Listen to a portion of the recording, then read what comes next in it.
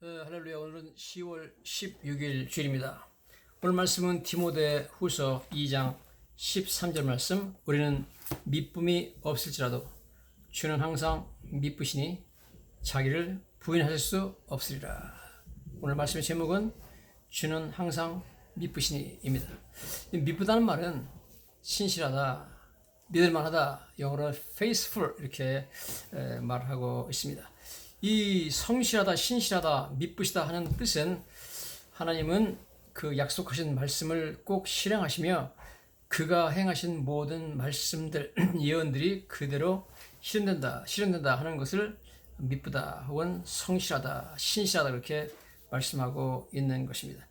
자, 하나님은 성실하심이 크신 분이고 하나님은 성실하신 분이다, 신실하신 분이다, 뭐 이런 표현들은 성경에 무수하게 많이 나오고 있습니다.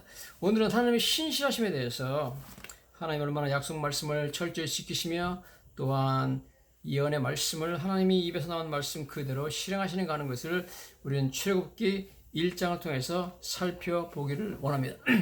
출애굽기 1장에 보면 이제 1절부터 야곱과 함께 각기 자기 가족을 데리고 애굽에 이른 이스라엘 아들들의 이름은 이러하니 그러면서 쭉 이름이 나오고요. 야곱의 허리에서 나온 사람이 모두 70이요. 요셉은 애굽에 있었다. 70명이 이제 에집트로 내려가는 내용을 말씀하고 있습니다. 그런데 그 이후로부터 성경은 계속해서 이 70명이 400년 동안 이스라엘 백성들이 애굽에 거주하면서 얼마나 폭발적으로 인구가 증가하는가 하는 것을 강조하고 있습니다. 이스라엘 자손은 생육하고 불어나 번성하고 매우 강하여 온 땅에 가득하게 되었더라. 7절 말씀이고요. 그 다음에 보면 그 애굽 왕이 그러죠. 그가 백성에 이르되 이 백성 이스라엘 자손이 우리보다 많고 강하다. 엄청나게 인구가 증가했다는 것을 말씀하고 있습니다. 그러면서 이렇게 말하죠. 성경에 보면 12절에 그러나 학대를 받을수록 더욱 번성하여 퍼져나가니 애굽 사람이 이스라엘 자손으로 말미암아 근심했다. 왜냐면 이렇게 말하죠. 자, 우리가 그들에 대하여 지혜롭게 하자.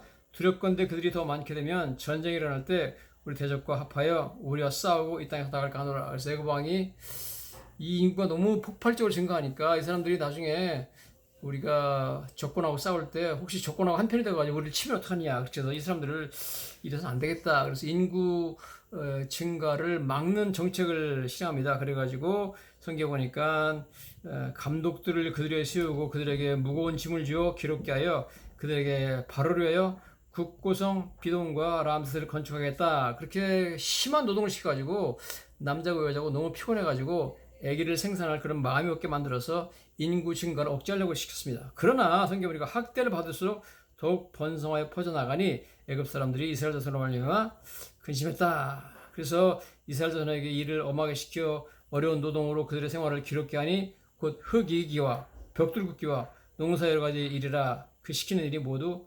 어마했더라. 그렇게 말하고 있습니다. 자, 그래도 인구 증가가 그치지 않아가지고 나중에는 히브리 3파를 통해서 애굽 왕이 불러가지고 너희들이 히브리어인 외에서 해산을 도울 때 그 자리를 살펴서 아들이 오던 죽이고 딸이면 살려두라. 그렇게 해가지고 아주 그냥 인종 청소하려고 그러죠. 아들 다 죽이라 그런 명령까지 내려가지고 도저히 안 되니까 너무너무 인구가 폭발적으로 성장하는 것을 강조를 하고 있습니다. 여러분, 그 당시에 에집트에 이건 BC 1500년 전의 일이거든요. 지금부터 3500년 전에 에집트 인구 증가율이 어느 정도냐면 거의 0%입니다. 즉 BC 5000년부터 BC 1000년 사이에 에집트의 인구 증가율 거의 제로예요. 증가가 안 합니다. 옛날에는 여러분 사람들이요 인구가 그렇게 증가하지 못했습니다. 하도 질병이 많고 뭐 이러니까 지금처럼 뭐 무슨 뭐 예방주사가 있나요? 뭐 백신이 있나요? 뭐 전염병에 한번 휩쓸리면 다 죽는 것이고 어린애를 10명을 낳아도 그 중에서 한두 명 생존하기 자체가 힘들었습니다.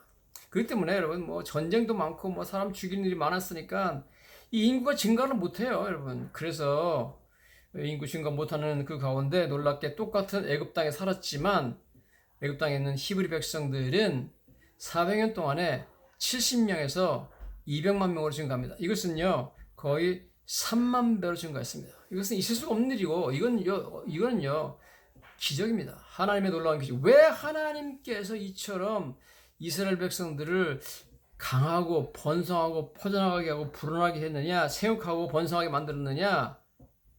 이것은 바로 하나님의 신실하심 때문이다. 그런 말씀입니다. 도대체 이게 무슨 말이냐면 하나님께서 아브라함을 통해 가지고 앞으로 내 몸에서 날 소생을 통하여서 네 후손들이 하늘의 별처럼 바다의 모래알처럼 많게 될 것이라고 약속하시기 때문에 그 약속을 신실하게 지키느라고 이스라엘 백성들을 애굽으로 보내가지고 애굽의 좋은 환경 가운데서 이스라엘 백성들이 한 국가로 형성했을 정도로 폭발적으로 400년 동안 그 인구를 증가시켰다 하는 것입니다.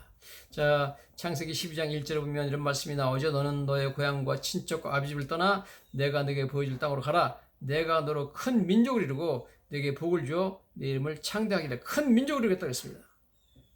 창세기 15장 5절에 보면 또 그를 이끌고 밖으로 나가 이르시되 하늘로 오르러 뭇별을 셀 수 있나 보라. 또 그에게 이르시되 네 자손이 이와 같으리라. 별처럼 많아지겠다 말하고 있습니다. 히브리서 11장 12절에 보면 이러므로 죽은 자와 같은 한 사람을 말미암아 즉 아브라함이죠. 하늘의 허다한 별과 또 해변의 무수한 모래와 같이 많은 후손이 세워가였다. 해변의 무수한 모래처럼 이렇게 번성하려는 하나님의 약속 말씀이 실현되기 위해서 하나님께서 그 약속을 지키시는 신실한 분이라는 것을 증명하기 위해서 출애굽기 1장은 어떻게 애굽 땅에서 이스라엘 백성이 폭발적으로 인 것인가 하는 것을 증가하고 있는가 하는 것을 보여주고 있는 것을 보고 있습니다. 폭발적인 인 것인가를 지금 보고 있죠. 이처럼 출애굽기 1장은 하나님의 신실하심을 강조하고 있습니다. 여러분, 하나님께서 우리에게 약속하셨죠. 히브리서 12장 5절입니다. 돈을 사랑하지 말고 있는 바를 족한 줄 알라.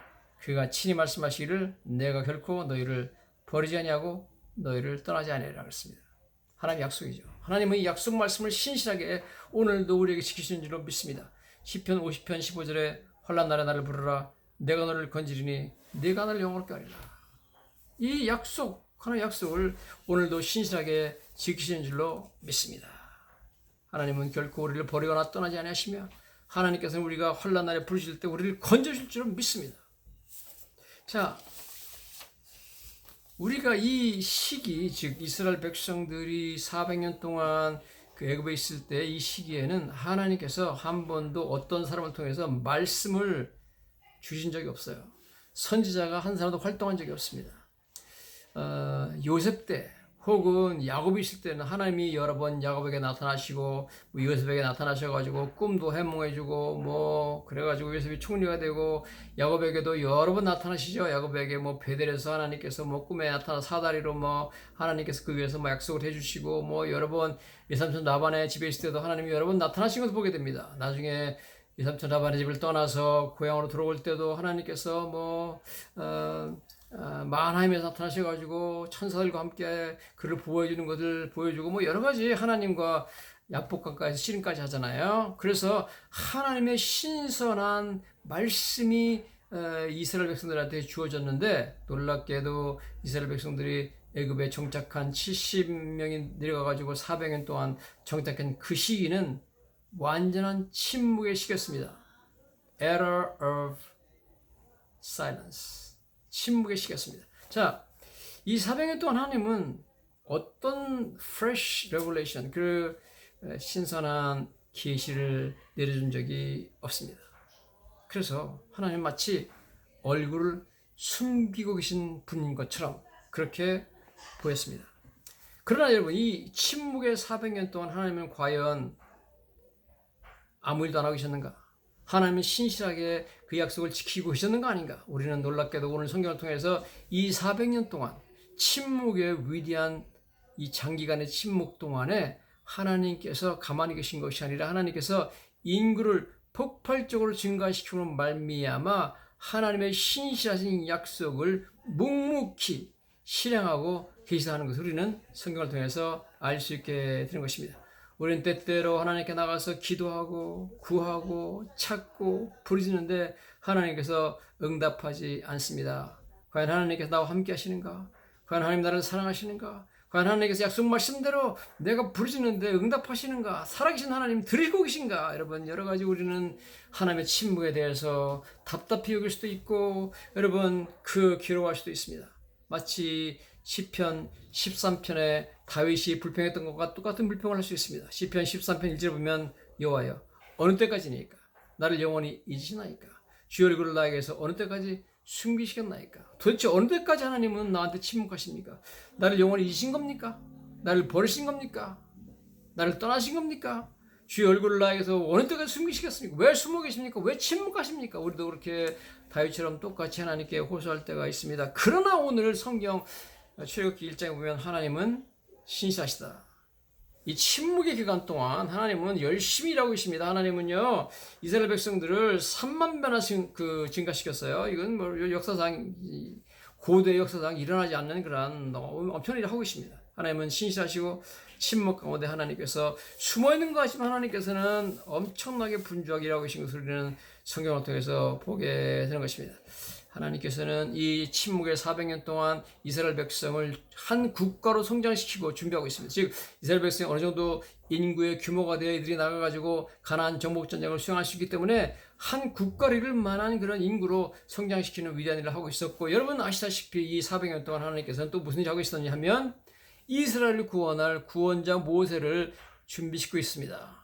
때가 돼가지고 이스라엘 백성이 증가돼서 인구 증가돼서 한 나라를 이루게 되고 출애굽할 만한 될 때가 되기까지 구원자를 그때 보내기 위해, 적절한 시기에 보내기 위해서 하나님께서는 무려 80년 동안 모세를 준비하고 계신 것을 보게 됩니다. 즉 하나님은요, 신실하시게 지금 이스라엘 백성들을 출애굽시키기 위해서 모든 걸 준비하고 있습니다. 한 국가로 성장시키고 이스라엘 백성들을, 그 다음에 구원자 모세를 80년 동안, 40년 애국 궁정에서 40년 미디안 광야에서 그를 준비시켜서 구원자를 보낼 준비를 하고 계시기 때문에 하나님은 신실하십니다. 하나님은 여러분 절대로 이 400년의 침묵 기간 동안에 가만히 계신 것이 아니다는 것을 우리는 알아야 됩니다. 뿐만 아니라 성경을 보면 이스라엘 백성들은 최악의 상황을 맞이했습니다. 애굽 왕이 이스라엘 백성들을 너무 괴롭게 흙이기, 벽돌 만들기, 농사, 너무너무 어려운 일들 시키고, 국고성 만들게 하고, 비동과 람셋을 건축하게 하고, 여러 가지 건축 공사에 그냥 끌어다가 남자, 여자 구분 없이 그냥 중노동을 시키고 힘들게 만드는 것 뿐만 아니라, 이제는 그래도 인구 증가가 멈추지 않고 더 확대를 받을수록 더 번성하니까, 그냥 아들 낳으면 다 죽이라, 이런 명령까지 내리는 것을 보게 됩니다. 자, 이러한 최악의 상황이 오거든요. 상황은 자꾸 더 악화됩니다. 좋아지는 것이 아니라, 그래서 너무너무 힘들었습니다. 여러분. 그러면 이런 최악의 상황이 이들에게 다가오는데, 이때 과연 하나님은 이스라엘 백성이 신실했는가 하는 것을 보게 됩니다. 1998년에 미국에서 The Prince of Egypt, 애굽의 왕자라는 만화 영화가 개봉되는데요. 이 프린스 오브 이집트, 애굽의 왕자는 모세를 말합니다. 이것은 미국에서 만화 영화로 만들어 가지고 출애굽 사건을 그대로 다시 이렇게 설명하고 있습니다. 거기 보면 프린스 오브 이집트라는 그 영화에 보면은 이러한 노래를 그들이 부르는 것을 보게 됩니다. With the sting of the whip on my shoulder, 내 어깨 위에 채찍에 따가운 찌름, 채찍에 날 찌른다는 거죠. With the salt of my sweat on my brow, 내 눈썹 위에 있는, 눈썹에서 흘러내리는 그 땀으로 인한 눈이 따가운 그 소금. 엘로힘, 전능자 하나님이시여, God on high, 하늘에 계신 하나님이여, 높이 계신 하나님이여, Can you hear your people cry? 당신은 이 백성들의 부르짖음을 들으실 수 있습니까? Help us, 도와줘서 now, 지금 the dark hour, 이 어두운 시간에 deliver us, 우리를 구원해 주옵소서, 이렇게 하는 가사가 나오는데, 그 가사가 그 당시 이스라엘 백성들이 얼마나 힘들게 참 애굽의 무거운 짐을 지고 노역을 하고 있었는가 하는 것을 잘 보여주고 있다 하는 것입니다. 성경 보니까 1장 12절에, 출애굽기 1장 12절에 그러나 학대를 받을수록 더욱 번성했다. 여러분, 그 가운데서 우리가 알다시피 모세가 출생해가지고 애굽 왕자가 되죠. 구원자를 준비하고 있습니다. 즉 여러분, 이 최악의 시간 동안에 하나님께서는 약속을 묵묵히 열심히 실현시키고 있다는 것을 우리는 보게 됩니다. 상황은 악화되고 도저히 더 희망이 없어지고 하나님은 정말 침묵하시고 하나님은 살아계신가, 하나님 우리를 잊으셨는가, 그런 가운데 하나님은 절대 그들이 잊지 않았고 하나님은 아주 신실하게 그 약속하신 말씀을 이루고 계신 것을 우리가 보게 됩니다. 그런데 우리가 한 가지 주목해야 될 것은 이처럼 이스라엘 백성들의 삶의 질이 더 악화되고 상황이 최악으로 치닫는 것 자체도, 그 고통과 그 고난 자체도 하나님의 신실하심입니다. 즉 하나님이 그것을 미리 예언하셨습니다. 그렇게 될 거라고. 창세기 15장 13절에 보면 이렇게 나옵니다. 여호와께서 아브라함에게 이르시되 너는 반드시 알라. 네 자손이 이방에서 객이 되어 그들을 섬기겠고 그들은 400년 동안 네 자손을 괴롭게 하리니. 여러분 400년 동안 이스라엘 백성이 괴롭힘을 받는다는 것 자체도 하나님이 예언해놨기 때문에 하나님이 신실하셔서 그 약속 그대로 애굽 왕을 통해서 이스라엘 백성들을 괴롭게 만드는 거예요. 이것도 하나님의 신실하심입니다. 그들이 섬기는 나라를 내가 징벌할 것이며 그 후에 네 자손이 큰 재물이 이끌어 나오려. 그대로 하셨죠. 하나님께서 얼마나 신실하십니까? 여러분 우리 한 가지 기억해야 될 것은, 생각해야 될 것은, 여러분 만약에 하나님께서 이스라엘 백성들이 애굽에 살 때 너무너무 편안하고 행복하고 막 즐겁게 살게 하면 절대 이 백성이 이집트에서 나올 생각을 안 합니다. 뭐로 잘 사는데 나옵니까? 이집트에서 그냥 이집트 동화돼 버립니다. 여러분 뭐로 나가가지고 가나안 땅에 갑니까? 광야를 갑니까? 뭐로 그럴 필요가 있습니까? 하나님이 약속하셨죠. 400년 동안 네 자손을 괴롭게 하리니 그들이 섬기는 나라를 내가 징벌할 것이 그 후에 네 자손이 큰 재물이 입고 나오리라. 그래서 가나안 땅을 주시고 가나안 땅에 들어갈 것을 말씀하셨습니다. 그러므로 여러분 이스라엘 백성들이 애굽에 대해서 완전히 정이 떨어지도록, 아주 질리도록 죽으면 죽을지 나는 애굽으로 다시 돌아가지 않겠다 하는 그런 말이 입에서 나올 정도로 애굽에서의 생활이 괴롭게 만들어야 돼요. 그렇지 않으면 그 사람들이 안 나옵니다, 여러분. 그래서 하나님께서는 하나님의 약속 말씀을 실현하기 위해서 이들을 가나안 땅에 가서 독립국가를 세우고 하나님 섬기는 나라를 만들기 위해서 아브라함이 약속하신 그 땅을 주기 위해서 하나님께서는 그들을 괴롭게 하신 것을 보게 됩니다. 최악의 상황 가운데서도 하나님은 신실하십니다. 우리 삶에 다가오는 최악의 시간, 너무너무 힘들고 어려운 시간이 다가올지 모르지만 그것 자체도 하나님의 신실하심이 일어날 수 있습니다. 죽도록 애굽에서 고생하게 만들어요. 아주 죽으면 죽었지 여기는 다시는 안 오겠다, 완전히 못 살겠다 하는 마음이 들 때까지 고생을 시켜야만 이 백성들이 출애굽할 마음을 먹게 되는 거죠. 모세가 와서 아무리 출애굽하자, 하나님께 나를 보내셨다, 우리 나가자, 가나안 땅으로 가자 그래도 애굽 생활이 행복하면 편안하면 절대 안 나갑니다. 여러분 누가 나가겠습니까? 지금 전쟁이 일어나가지고 러시아에서 막 징집명령이 내려오니까 젊은 사람들이 막 여기저기로 막 도망가고 있습니다. 왜? 살 수 없으니까요. 러시아가 편한데 편하면 뭐로 튀어나오겠습니까? 뭐 엄청나게 많은 사람들이 지금 젊은이들이 빠져나오고 있잖아요. 심지어 어떤 젊은이들이 블라디보스토크에서 요트를 타고 한국에까지 와가지고 망명 신청했더라고요. 또 블라디보스토크에서 출발해가지고 배를 타고 베링해를 건너가지고 미국 알래스카에 가가지고 망명한 청년들 있더라고요. 주변 다른 나라들에 망명한 거는 부지기수고요. 여러분 이렇게 어려워야만 그 나라를 빠져나갈 생각을 합니다. 그래서 여러분 신실하신 하나님께서 그 약속을 지켜서 그들을 가나안 땅으로 인도해서 위대한 나라를 세우게 하기 위해서 하나님께서는 애굽에 있는 백성들에게 최악의 상황을 만들어주는 겁니다. 여러분 내 삶에 최악의 상황이 온다 할지라도 하나님의 신실하시면 변함없습니다. 창세기 15장에 예언한 것처럼 그들이 400년 동안 네 자손을 괴롭게 하리라. 하나님 약속 말씀대로 신실하게 행하시는 거잖아요. 창세기 15장 16절에 보니까 네 자손은 4대 만에 이 땅으로 돌아오리니 이는 아모리 족속의 죄악이 아직 관영하지 못함이라. 4대 만에 돌아간다고 그랬어. 4대 만에 돌아간다고 그랬는데 왜 400년이나 걸렸느냐? 한 대는 한 30년밖에 되지 않습니다. One generation is only 30 years or so. 근데 여러분 옛날에는 4대가 한 세대가 100살입니다. 그래서 4대 만이라는 것은 400년 만에 돌아온다는 얘기입니다. 무슨 말이냐 하면 여러분 아브라함이 175세를 살았어요. 이삭은 180세를 살았고 야곱은 147세까지 살았습니다. 여러분 아브라함은 첫 아들 이삭을 100세 때 낳았고요. 이삭은 결혼한 나이가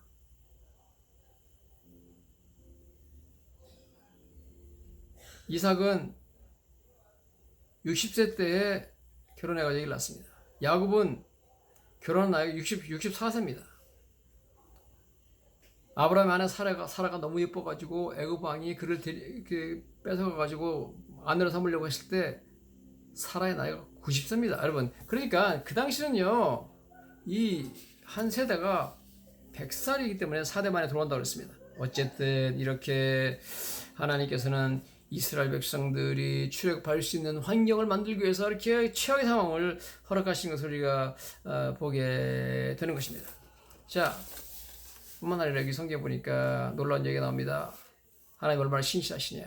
하나님께서 이스라엘 백성들을 별처럼 번성하고 바닷가의 모래알처럼 많게 하기 위해서 이스라엘 백성들을 번성시켜야 되는데 애굽에서 그래야 되죠. 그래서 400년 동안에 3만 배 증가를 시켜야 되는데 그것을 위해서 하나님께서는 히브리 산파까지 사용하십니다.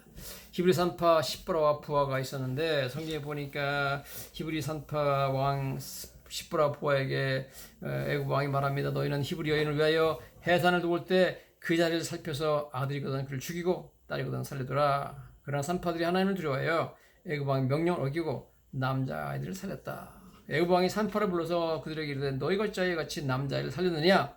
산파가 바로에게 대답하되 히브리 여인은 애굽 여인과 같지 아니하고 건장하여 산파가 그들에게 이르기 전에 해산하였나이다. 그래서 하나님이 그 산파들에게 은혜를 베푸시고 백성은 번성하고 매우 강해졌다. 그렇게 나와 있고요. 산파들은 하나님을 경외하였으므로 하나님이 그들의 집안을 흥황하게 만들었다. 바로가 이래도 안 되고 저래도 안 되니까 모든 백성에 명령하여 이르되 아들이 태어나거든 너희는 그를 나일강에 던지고 딸이거든 살려둬라. 그렇게 인종 말살 정책 제노사이드 팔러시를 지금 실현한 것을 우리가 보게 됩니다. 여러분, 히브리 산파가 히브리 여인들이 아기를 낳을 때 아들을 다 죽여버렸다. 왕의 명령을 듣고 그러면 어떻게 됩니까? 하나님의 신실하심이 희생되지 못합니다. 다 죽으면 히브리 백성이 멸절하게 되죠. 멸종하게 됩니다. 제노사이드가 행해지는 거죠. 레이셜 클렌징이라고 인종 청소가 행해져 버립니다. 때문에 여러분 오늘 성경에 보면 놀라운 얘기가 나옵니다. 그 당시 이런 명령을 내리고 이스라엘 백성들을 괴롭혔던 바로 왕의 이름은 안 나와요. 바로라는 것은 그냥 에집트 왕은 다 바로입니다. 바로 왕의 이름이 뭔지 뭐 투탕카멘 2세라든지 뭐 아멘호텝 뭐 3세라든지 이런 이름이 안 나와요. 그 애굽 왕의 이름은 나오지 않지만 산파 이름은 시브라와 부하라고 나옵니다. 이처럼 하나님께는 애굽 왕의 이름이 중요해요. 지금 산파가 중요해요. 왜? 산파가 뭘 하고 있습니까? 하나님의 약속. 이스라엘 백성들이 별처럼 많아지고 히브리 백성이 아브라함에 약속하신 것처럼 바닷가의 모래처럼 이 번성하는 데 있어서 히브리 산파의 역할이 매우 중요합니다. 만약에 히브리 산파가 정말 애굽 왕의 명령에 따라 가지고 애기들 다 죽였다면 잘못하면 히브리 산파에 의해서 모세도 죽을 수가 있습니다.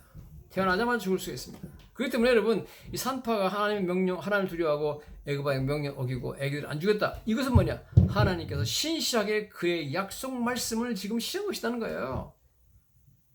내 자손이 하늘의 별처럼 내 자손이 바다의 모래처럼 많아지리라 하는 그 약속을 실현하기 위해서 히브리 산파들 하나님이 사용하고 계시다 하는 것을 우리가 성경을 통해서 볼 수 있습니다. 여러분 하나님께서는 이 히브리 산파들을 선택하시고 그들을 통해서 약속하신 자손인 모세가 나오게 하고 이스라엘 백성들이 멸족당하지 않도록 하나님께서 신실하게 그들을 지키시는 것을 우리가 보게 됩니다.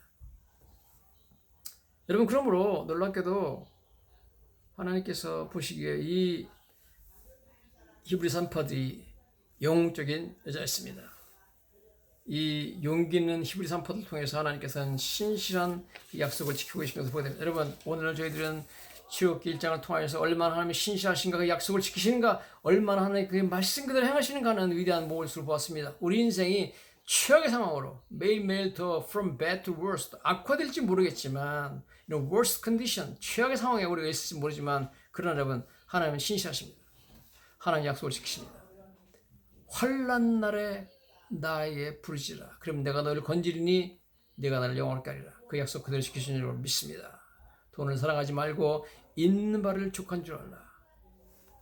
내가 결코 너희를 버리지 않고 너희를 떠나지 않으리라.